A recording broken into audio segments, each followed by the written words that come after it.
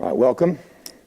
Just some comments regarding Saturday before we move on to Wisconsin. Just really disappointing loss for our team. Really very disappointed with the way we played in special teams. Felt like that was something that really let our team down and has been one of our strengths in many areas. And to give up a block punt like we did at a critical time, which there's never a good time, and then to get a score right off of that when we had an early lead, had an offensive turnover that led to their first score, and then just had a chance to really get momentum and really set the tone for that whole first quarter, and did not do that. And so just really, because we look at the big picture of it, you play really well offensively and did a lot of great things. Definitely a very strong performance to win the game on that side of the ball, and defensively played well across the board except for a couple big plays that we can't give up, and disappointed that we gave those up, and that ended up being the difference. But the long kickoff return, the blocked extra point, some kicks out of bounds, just a short punt once, just multiple things in our special teams that we take a lot of pride in, and it's just unacceptable, and so you don't win on the road when you make those kind of mistakes.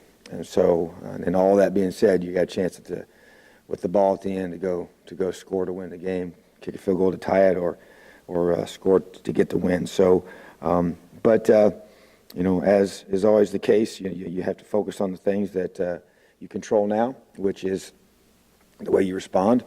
And had a really good meeting with our team. Obviously, they were hurting and disappointed on Sunday as well, and as they should be. And but we got strong leadership on our team, and thought we had a really good practice last night to get ourselves refocused to wrap up the game. Just really proud of some offensive guys that stepped up in a huge way. Had 3 receivers with 10 catches for the first time in program history, and one of those being Whop Philyor, who was the Big Ten Freshman of the Week, named that today. He had 13 catches, which is a new freshman record. And the thing I love about him is he was really upset about the 14th one that he didn't get, that he on that last drive, and was really took that one hard. And same with Luke Timmy, and Simi had a drop there, but they all had a lot of great plays, and they played hard and played long. And Whop's playing on special teams and so many reps. We have a mileage tracker, and the guy ran like 5 miles during the game, so just really proud of his effort and toughness, all those guys, and guys up front working hard and overcoming injuries, and Peyton getting dinged up and coming back and dinged up and just fighting and clawing and threw for 67% was his percentage, almost 300 yards, and Rich coming in and giving us a touchdown drive and then trying to get another one, and thought he did some really good things. So, just proud of those guys, and the way that they executed. So really they've been scrutinized here recently, and then for them to bounce back and play that well was what we needed. We just unfortunately didn't have a whole team play to their standard, and that's unfortunate. As far as the game goes, because of that, Simi, Cobbs, Luke Timian, and Whop are all the offensive players of the game. Nate Hoff was the defensive player of the game. Just continues to be very, very consistent, tough, physical. Just love his demeanor that he brings every day, and it shows. And Isaac James on special teams has just really stepped up his coverage and ability to help us in all those specialist areas. So proud of his attitude and effort each and every day. As we move here into this next week, want to congratulate Ken Kazmarek on his induction in the Hall of Fame as a linebacker here, and great player. Awesome person. I've enjoyed getting to know him and meet him. And Ernie Jones, a guy who I don't personally know, but know he was a great player here as wide receiver. So they'll be inducted this weekend, recognized at the game in the Indiana Athletic Hall of Fame. So tremendous career here and legacy that they've left, and continue to give back to our program and support us. Also going to be salute to service game. We'll be wearing special decals in honor of our servicemen and women across the country and all that they do for all of us here, and the freedom that we have and that we often take for granted. So appreciate them, and just want to continue to reiterate that the fight of this football team and of our staff, and opportunity to welcome Wisconsin number 4th ranked team in the country. We're the only team in the nation to play 3 top 5 teams this season, and that's just the fact of our season. And we have a great opportunity this Saturday to play a great football team, top 5 defense coming into town with Wisconsin, and a big-time running attack, with several quality running backs and tight ends and receivers, and a very good football team that we're going to play that's undefeated. And really excited to see our team respond with the toughness and the grit and the mindset we have to play in this league, and especially to bounce back from a game where you feel like you had, you look at all the different stats, and stats don't really matter, but did so many great things and just didn't get the job done. So to be able to respond from that and to be able to pull together as a team and to work through the challenges of this part of the season with injuries and all that goes along with it, to be able to come together and do something special for each other. So that's what we plan to do. Questions? He had to come out a couple times, 3 times, just because of different hits he took and things. At any point, do you get worried about maybe the buildup of the physicality that he's kind of having to deal with? And does Rich's play and his absence on Saturday maybe make you rethink those two together, kind of that quarterback? Well, I'd say first of all, we're going to, Peyton right now left the game, and so he's day to day right now to see what will happen this weekend. So, but he's rehabbing to get himself squared away. But yeah, he's taking some hits, and he just has that style of play, and but just amazingly tough kid. But Richards was ready to go on Saturday. He's going to have to be ready to go this week as well. So we'll get both guys ready, and we'll see where we're at later in the week. But yeah, he's just and you see it across the country. Quarterbacks, take hits, and that's why you have to have a couple of them, and more than that. And so we'll always trying to find everything we can do to give our team the best chance to win. And so whoever that is, that's who it's going to be. Tom, with all the with all the injuries, have you ever coached anything like this? And is there any type of common denominator? Is it bad luck? Is it just? Yeah, I've never had this many injuries. Just on that note, just very disappointed to have to announce that Ja'Shawn Harris is out for the season with a torn ACL. So really heartbreaks for him. That's his 3rd one. And the kid's been an absolute warrior to come back from the first 2. And my heart breaks for him, because he's just overcome so much. And but no, I haven't seen this many. You go back and you evaluate, and there have been so many different kinds. Donovan Hale is probably out for the season. I mean, I would probably just go ahead and just assume that's not. It's getting so late now that where we're not expecting him back. With after he had his surgery on his knee, so it was not an ACL, but you're just not one he looks like he's going to be able to recover from. So you have different kinds of injuries, and sometimes it's just the cards just aren't stacked your way, so, but, we don't dwell on that, and I don't dwell on that. Hope to get some guys back, probably lost a couple more guys, just because of the nature of the game this past weekend, and it's part of it, it's part of football, and other guys have to step up, but yeah, it's an excessively large number. I've not seen anything like it. You sense anything in your defense after you guys got the 14-0 lead? Was there any loss of focus, or because they just didn't look the same as they? I totally agree. Matter of fact, that was a huge part of our discussion, trying to figure out what was missing. And obviously you don't know for sure, but what I think it was I think we had a mental letdown. I think it was, we got a pick the second play of the game. Our offense had just gone down and scored, and in a methodical way, and we're up 14-0, and that really frustrates me that we didn't have enough maturity. And you sense a little bit of that. You try to, as a coach, you just continue to coach hard and just, but for whatever reason, it's the only way I could kind of explain it was we kind of had an emotional let up, and then when they punched back, we didn't have a counter punch. Not to the same. It wasn't that we were completely just flat, but I agree with you. We didn't have the same sense of urgency, or as I call it, playing with a fever pitch. You got to play at a fever pitch. I think every snap to be great. And we're one of those teams where we don't have the luxury.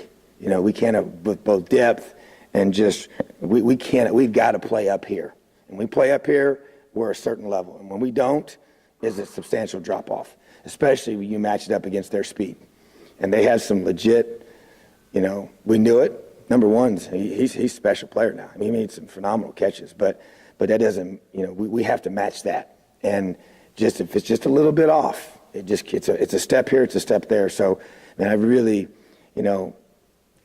that would be our assessment, was that, we just had a little bit, hey, this is going to just keep rolling. And you can't think that way. You got to know it's going to be a struggle. It's going to be a 60-minute battle every time you take the field. And it might have been just enough to throw us off, I don't know, but that seemed to be what we, as a staff, defensively, felt happen. Not to just keep asking about injuries, but guys like Ian, I think Mike and Morgan didn't make the trip, and then Ian, it seemed like he was kind of in for a little while and then back out. I mean, are those... Yeah, you just hope that Ian can continue to progress. We got him he played about 20 snaps or so, and still just getting him back. So he just, certain things he can and can't do. So hopefully a week of rehab will help him be stronger and better. And Morgan is still rehabbing. I'd love to get him back. Don't know for sure yet if that's going to happen. We'll know more here in a few days. And don't think Mike will be ready yet, but he should hopefully be ready soon. And just try to get as many guys back as we can. And got a lot of question marks on guys. We won't know here until we start getting into the week heavy in our preparation. So, but the next guy has to step up and be ready to compete and perform at a high level. Thought he did a lot of great things. He had a touchdown on that catch, and ran the ball hard, and picked up his blitzes well as overall. And so solid performance by him. I was happy for him to be able to get an opportunity, and he took advantage of it. He needs to. We got to have guys like him step up, without question. The physicality of Wisconsin's offense, they've been known for that, but has it gotten better during the course of the season? Yeah, I mean, when you put the tape in, it's what you expect to see from them. It's 3 tight ends at times, 2 tight ends most of the time, and I formation and honk it right at you, So that's what they do, and they give you lots of looks, and they don't make mistakes, and they protect the football well. They got just a stable of running backs, just keep rotating them in, and they just pound you, and they try to beat you into submission, in the course of a game. And then they play great defense matched up with it. Right now they're ranked 5th in the country defensively. So pretty good combination, ball control, eat the clock, and then you try to limit your possessions by that style of offense, and then play really good defense, very stingy against the run. And big physical guys, very well coached. Coach Leonard does a great job. He's a young coach, and doesn't coach with a lot of youth. He's very, very good on that side of the ball. So great staff, and I've coached against Coach Chris in the past when he was at Pitt and I was at another school. So they do what they do extremely well.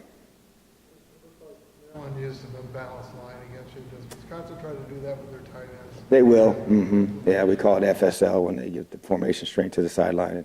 And so, yeah, I expect them to do that. That's kind of what they do, So we'll find out on Saturday. But, yeah, that's part of their strategy, I'm sure.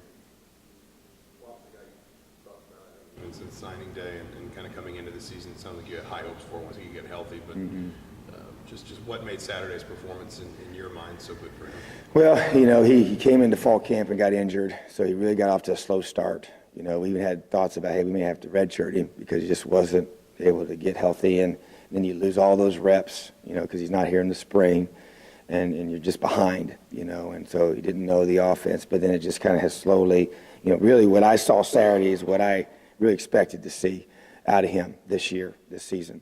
And he just has, first of all, he has an unbelievable energy level. He can we call him the Energizer Bunny. I mean, he just keeps going and doesn't seem to get tired, and I've seen that in the past when he was in high school and played both ways and just ran all over the field and never seemed to There was never a drop-off, so some guys have that ability and some guys don't. And then now that he's learned what he's doing, his confidence level has increased highly in the area of his execution, just because he knows where he's supposed to be and the routes where the ball's coming. So just he's been able to get open. He has that ability to separate, and he can put his foot in the ground and change direction, or he gave him that little fly sweep and he hits it and goes and try and get him the football, And so that's, I thought he was going to be one of our better players, and it's proven to be true. It just took a little time. After the block punt, I noticed you guys kept Hayden pretty much stationary, more traditional, kicking without the rollout. Is that because of that? And well, we were just concerned. Yeah, we couldn't get another one, and so just modified that. But it was really, it was a mistake by one person missing their block, So, but we have the ability to change that launch point, and I wanted to make sure we took advantage of that. But yeah, that was, we just wanted to make sure we were getting the ball off and getting it, no more blocks. Those should never happen, and it's completely unacceptable. On the long kick return, was it a similar issue to what happened at Penn State, where guys kind of got a little bit out of their lanes? Yeah, we unfortunately, and I hate to, when you have the injuries we've had, you get a lot of young guys that have to play special teams, and guys get fatigued, and we had some guys subbed in there, but there's no excuse. You got to execute. Guys got out. We had two guys out of their lanes. Their number 6 was their guy. And if you notice, we never kicked the ball to him, and so we kicked it to the person we wanted to kick it to, and didn't stay in our lane and got out of it and created a big crease. And I had a chance to get him tackled on 15 and missed that tackle. And then with the two guys out of position, right where they would have been running, it created the issue. And our backside safety was too tight. So he ended up catching him, but, on the 80-yard return. So once again, you have to fix it, So we're making some changes there with some personnel and some, a couple adjustments with scheme, and we're going to get special teams right, because that's, to me, that's the one area we've got to have the advantage. We're just, in order to keep everything, to give us a chance, we have to be really good on special teams in order to allow us to win football games, especially on the road. So yeah, that was another bad deal. They ended up scoring off that play. Probably address some of it there, but you kind of go from like a couple weeks, like Michigan punting seemed really good, field goals were good, Michigan State obviously a really strong special teams day, then just kind of such a sharp swing in the other direction. Can you attribute that to any one thing? Does it? Hard to say one thing, because there's 3 different special teams that I felt like let us down. Even just the PAT field goal protection was not what it needed to be. And so the block punt, was really, we haven't had one of those, and I've been doing a great job on that. And so, but it's just like anything else. That's why it's so important. We talk about you got to be at your best when it counts the most on special teams, because you get so few opportunities, and everybody must do their job. One guy doesn't do his job, and everything breaks down. And that's the case on most things that you do. So everybody's got to trust the guys around to do their job. The punter's got to trust that the guy's going to do his job to block his man, and we wouldn't be having this discussion. But it happened, So unfortunately, sometimes the guy misses on that, and you still get it off, and no one really knows much. You may see it on film, you get it corrected, but it doesn't have that effect. But and then the kickoff cover, that's obviously the second time we've had a breakdown. So we've changed personnel. We're going to make some more adjustments. Try to get the right guys on there at the right time. Critical points in the game. If you notice, the last time we kicked off, we put in several defensive starters on there. They've already played a bunch of snaps, but we said, hey, this is a critical cover, and we put them on there for that. And so we're going to have to do some more of that for sure, but it just becomes the numbers and running out of guys, and law of diminishing returns on just guys being able to stay fresh in the game. So we got to have these young guys still got to keep bringing them along. Work more on it this week. It's a point of emphasis. Worked on it last night. Worked on the fits in last night's practice. So it's a constant effort to correct and get it right, and that's what we're going to do. What about Tony Fields? Obviously made the switch over to the Husky, and think it was Penn State was his first game, kind of got picked on a little bit, but since then, it seems like he's played at a pretty high level. He has, he got the pick early. They were testing him right out of the gate with one of their fast receivers that's really talented, and he, he made him pay for that, and he's just been excellent, really.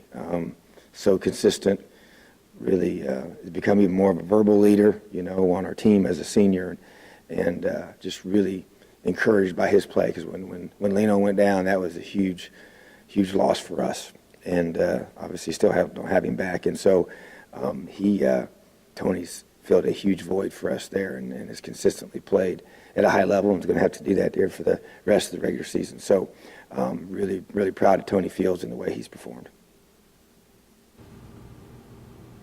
All right, thanks, Tom. Thank you, Elio.